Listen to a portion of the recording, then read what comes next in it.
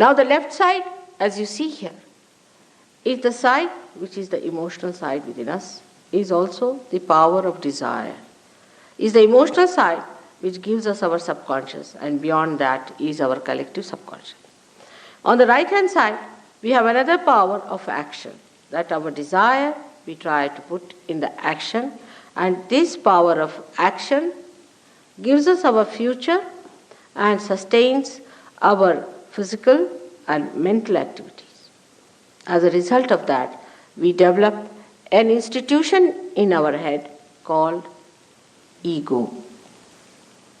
Everyone has it. There's nothing to be frightened of. When we do something, we feel we have done it. And that is a myth, but still, we carry on with the myth because we have not yet seen the reality.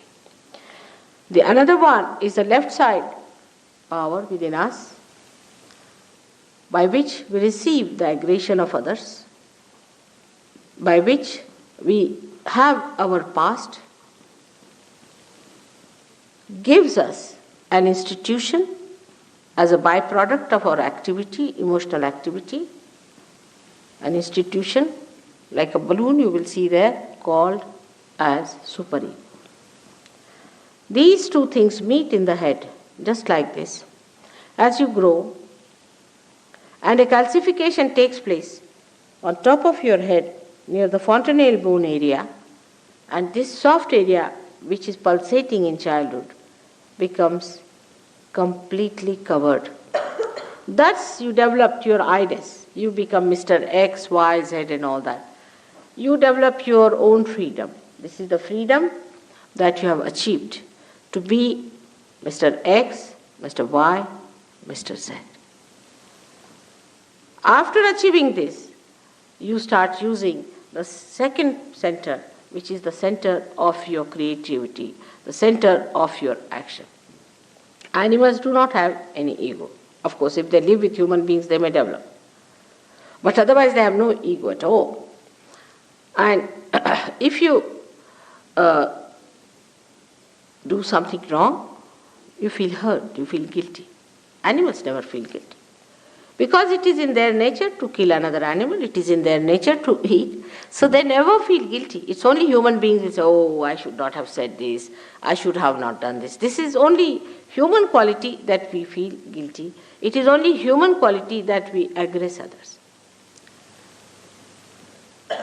So the second center comes into play, by which you think. And you think about the future, you plan. Your physical, I think it's too much now. Can you stop it? Can't just bear it. Better stop the light, it's too much. I've been having this all through, it's too much. And you think, for that thinking you require energy. And this energy you get from the cells of fats that are in the stomach, which are converted for the use of brain.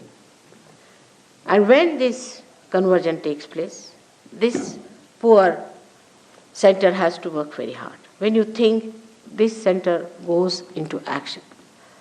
It has to work very, very hard for one work only, and that is to look after the supply of fat cells. There's too many lights there. Can you put off these lights? Just on. Can you please put up the strong overhead lights? No, these three. These three just here. Just these three here. Or this series here. Thank you. Still these are very nice. These three, if they can put off, it will be better. No, these three. These three are too much. There's no need at all. There's three. What is that? I can see me otherwise. Can you not see me? It's like, you feel like shooting. So this center, that is what we call the Swadhisthana center, is a center that gives you your future, energy to think of your future, your planning, which gives you energy to bring forth the manifestation of the physical labor or physical exercise or physical work. This poor center has to work for one work, to convert the fat for the use of the brain.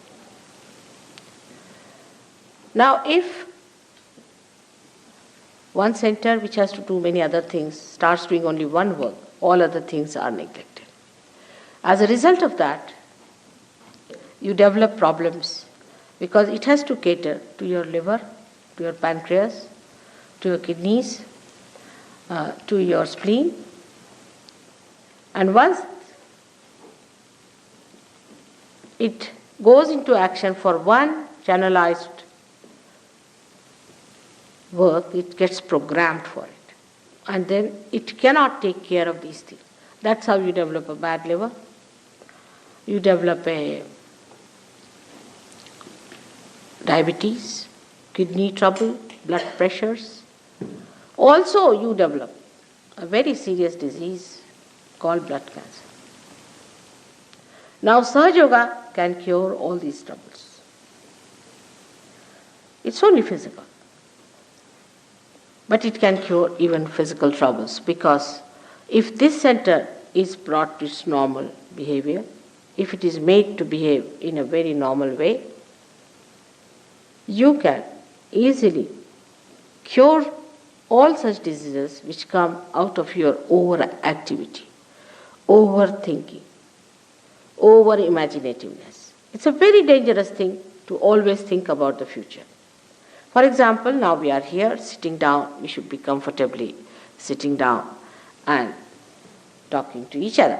Instead of that, now we are thinking, what am I going to go do tomorrow, or what am I going to do when I go home, how am I going to cook, what am I going to eat, or how I am going to take my train. All these futuristic behaviors lead you to a very funny personality. You become so futuristic that you forget the past. I met a gentleman who forgot even his own name. He forgot the name of his father, he forgot the name of his mother, and also, to the dismay of his wife, her name. And she started crying. She said, now what to do? He's forgotten everything. Now he is in a futuristic area. He just knows the future. Then he was to be pushed back again into the center. Then gradually he started remembering. Then he told me that he's chairman of one of the councils of a big district place in India. And he said, he was. He said, no, I am. I said, that's good. That's better. Now you are in that state where you say, I am. So this is what happens. And this is what's going to happen to our societies here, which is very futuristic. So to cut it down, one can try anything. You may try anything. For example, you may show pictures of the past and things like that, but that is not going to bring back the horse. It's running very fast. The only thing that can work it out is the awakening of the Kundalini. When the Kundalini awakens itself, she makes the center enlighten, and the center itself resumes its normal shape, its normal behavior, and its normal condition. Apart from that, it has got a dynamic power or manifestation that this center which looks after our attention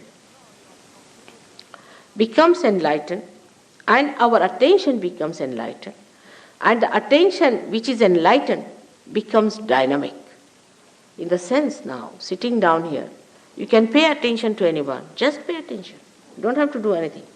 Just pay attention to that person, and you can find out on your fingertips what's the matter with the person.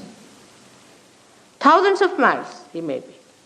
When Nixon was having trouble, suddenly, I don't know, I said, find out about Nixon, how is he? And they said, he's in a terrible mess. Christ has said, your hands will speak. That's the time has come. These hands, which look so simple, but they are so intricate and so intricately built that the nerve endings are so microscopic that we cannot understand how much they can tell us, how far they can go. When the awakening takes place, you start feeling the vibrations around you, the all-pervading power which you have never felt before.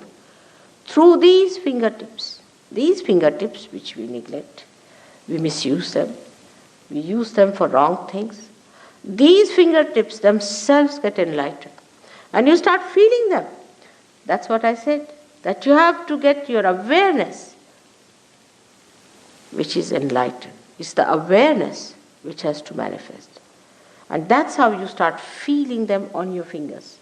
It's wrong here, it's wrong there. You can see where is the problem. Now all these are related to your centers. These are 5, 6 and 7. 7 on the left and 7 on the right. So this is about your emotional side and this is about your right. About your physical and your rational, or you can say mental side.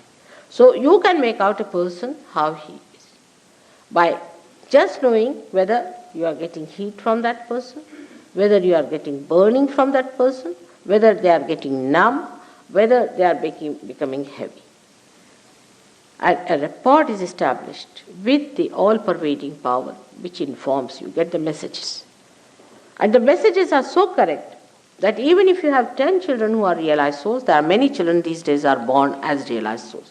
We don't understand children these days, but these days they are great children and they are born today because the time has come.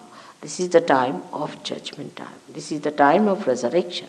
This is the time about which people have described in all the scriptures. So great people are taking birth. And these children, if you tie them up and their eyes and ask them about a person who is sitting facing them, what's the problem with this person?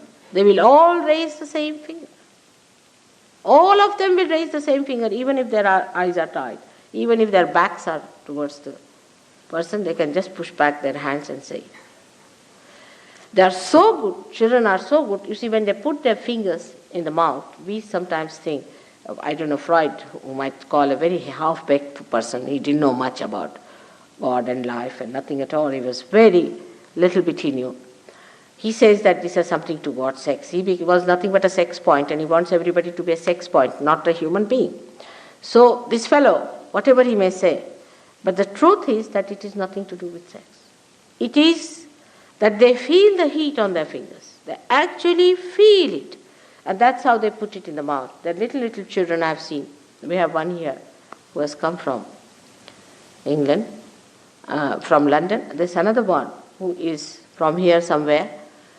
And all of these, if you ask them, they will immediately tell where is the catch, which chakra is catching.